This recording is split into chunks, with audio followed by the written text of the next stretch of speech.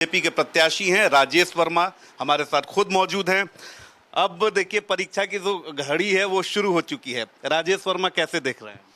नहीं, हम लोग तो जिस तरह के रुझान अभी हम लोग को आ रहे हैं, जिस तरीके से हम लोग लोगों से जाकर मिल रहे हैं, आशीर्वाद ले रहे हैं, तो मतदान केंद्रों में भी हम लोग दौरा कर रहे हैं।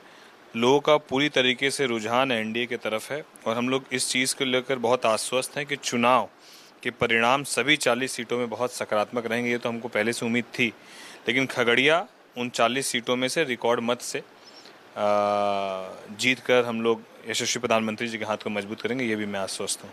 बिल्कुल, देखिए ये तो अब जनता को तय करना है, लेकिन राजेश वर्मा की जैसे ही उम्मीदवारी यहाँ पे जिस दिन घोषित हुई उस दिन से चर्चा भी खूब शुरू हो गई।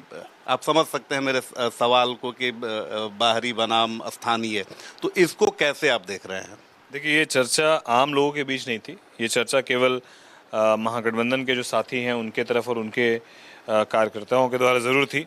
कमोबेश मुझे लगता है कि ये चर्चा जैसे जैसे वक्त गुजरा, ये चर्चा पर विराम लगा और अब जाकर पूरी तरीके से मुझे लगता है कि ना केवल विराम लगा है, बल्कि 4 जून को आने वाले परिणाम ये आपको बता देंगे कि बाहरी कौन हो गया और भीतरी कौन हो गया।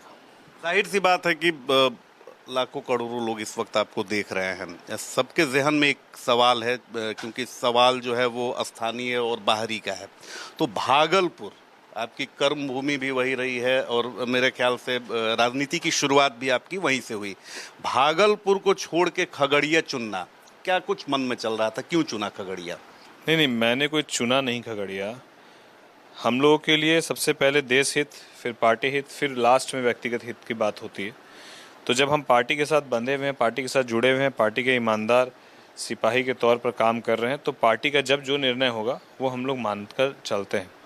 और मेरी इच्छा विधानसभा की मैं तैयारी कर रहा था, विधानसभा लड़ने की इच्छा थी। पहले भी 2020 में भी पार्टी ने विधानसभा लड़ाया था, तो मैं विधानसभा की ही तैयारी कर रहा था।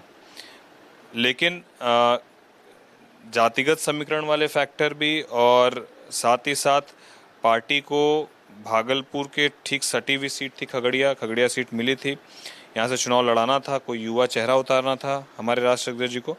तो हमारे राष्ट्रीय अध्यक्ष जी ने मुझ पर विश्वास दिखाया, विश्वास जताया, इसके लिए मैं उनका धन्यवाद देता हूँ।